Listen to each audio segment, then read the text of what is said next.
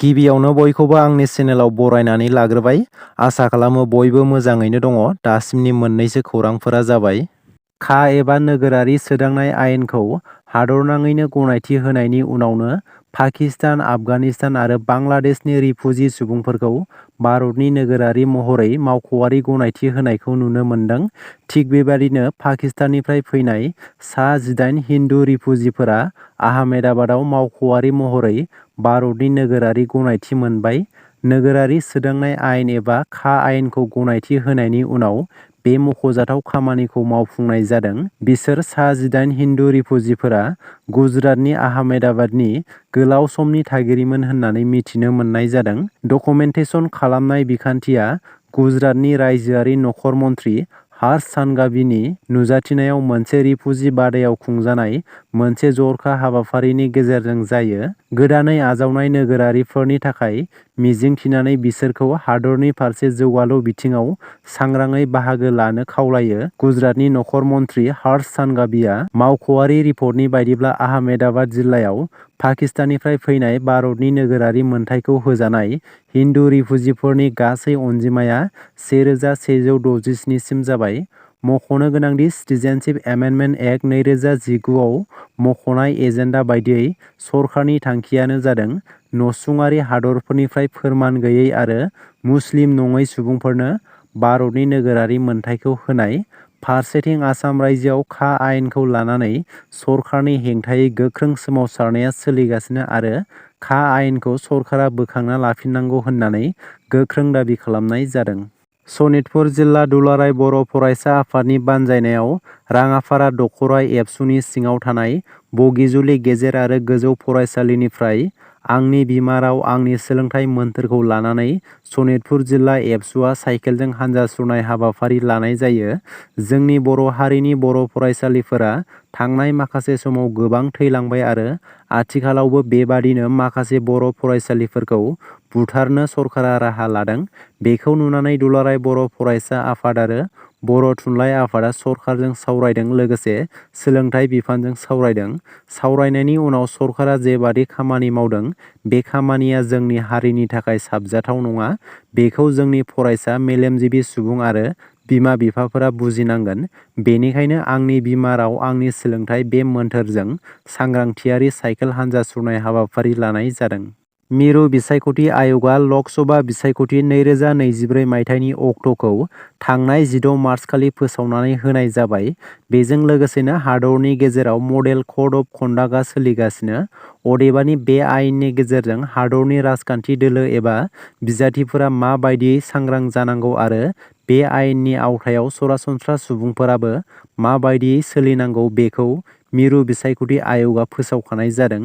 बे समाव राजखान्थि दोलो आरो बिजाथिफोरनि थाखाय मिरु बिसायख'थि आय'गआ गोख्रों मडेल कड अफ कन्डाक्ट आयेनखौ जाबसिननाय जाबाय। भारत संबिजिरनि 324 नं आर्टिकोलनि सिङाव बे आयेनखौ फोसावदों। मडेल कड अफ कन्डाक्टनि आयेन बायदियै सरकारनि खरसाव मन्थ्रिफोरा जेबो बिसायख'थिनि मेल खुंनो मोननाय नङा। सरकारि गारि मटरफोरखौ बिसायख'थि मेल आरो गावनि दावबायनायाव बाहायनो मोननाय नङा। सरकारनि धोनखौ जायखिजाया राजखान्थि मुलाम्फायाव बाहायनो मोना। राजखान्थि दोलोफोरा हान्जा सुरनाय गेवलां जायगाफोराव लाउड स्पिकार दामनायनि सिगां जायगानि खुंथायनिफ्राय गनायथि लानांगोन। राजखान्थि दोलो एबा बिजाथिफोरा आयेनखौ नेवसिगारोब्ला फोसावदिंनायाव होबथाजागोन आरो साजाबो मोनगोन। मडेल कड अफ कन्डाक्टनि आयेनखौ नेवसिगारोब्ला बिजाथिया साजा मोनगोन एबा बिसायख'थिनिफ्राय जानगारावबो थानांनो हागौ। राजखान्थि दोलो एबा बिजाथिफोरनि अनगायैबो सरासनस्रा सुबुंफोराबो बिसायख'थि आय'गनि मडेल कड अफ कन्डाक्टखौ मानिनांगोन। क'क्राझार सहरनि साखाथियाव थानाय सान्दामारि बड'फा कालचारेल कमप्लेक्स एडमिनिस्ट्रेटिभ स्टाफ कलेजाव सोलिबाय थानाय टेट क्वालिफाइडफोरनि डकुमेन्ट भेरिफिकेसनखौ लक सभा बिसायख'थिनि मडेल कड अफ कन्डाक्टनि थाखाय दोनथ'नाय जायो होननानै बिटिसिनि सोलोंथाइ बिफाननिफ्राय मिथिहोदों। रासिया हादरनिफ्राय MBBS फरायना उथ्रिसार जानानै फैनो हानाय जुथिखा बर'खौ दुलाराय बाथौ गौथुमा बरायदों। उदालगुरि जिल्लानि डिमाकुसि ओनसोलनि सिखारि दिन्दांपारा गामिनि बिफा नबिन बर' आरो बिमा लबिथा बर'नि आंगो फिसाजो जुथिखा बर'आ रासिया हादरनिफ्राय MBBS फरायनानै उथ्रिसार जानो हानानै बर' हारिखौ गोग्गानाय लाबोनो हादों। जुथिखा बर'आ आसामनि बायजोनि मुंदांखा देहा फाहामसालियाव चाइल्ड स्पेसियेलिस्ट जानो गोसो जानायखौ फोरमायथिदों आरो बिथांनि गोग्गाथाव देरहासारनायखौ दुलाराय बाथौ गौथुमा मान बावनायजों लोगोसे गोजोननाय फोरमायदों। गासैबो भटार गोनां बिजाथिफोरनि थाखाय मिथिनो गोनां खौरां। जुदि सोरबाफोर बिसायख'थिनि नेम खान्थिफोरखौ सिफायनायनि खौरां मोनोब्ला नोंथांमोना अजद दैखांहरनो हागोन। नोंथांमोना अजदखौ सि-भिजिल एपनि गेजेरजों हरनो हागोन। गासै भट होग्रा सुबुंफोरा गाव गावनि मबाइलाव बे एपखौ डाउनलड खालामनानै ला। गासै भट होग्राफोरा बिसायख'थिनि नेम खान्थिफोरखौ सिफायनायजों सोमोन्दो थानाय सुबुंफोरखौ बे एपनि गेजेरजों अजद दैखांहरनो हागोन। बेजों लोगोसेनो इलेक्ट्रनिक भटिं मेसिनजों सोमोन्दो थानाय माबाफोर अजद दङब्लाबो नोंथांमोना बेखौ अजद हरनो हागोन। अजदफोरखौ फट' आरो भिडिअ'नि गेजेरजों हरनो हागोन। बिसायख'थि आय'गआ नोंथांनि अजदखौ थोंजोङै आजावना लागोन। अजदनि सायाव बिथा खालामनानै गोख्रों राहा लानाय जागोन होननानै बिसायख'थि आय'गआ फोसावनानै होदों।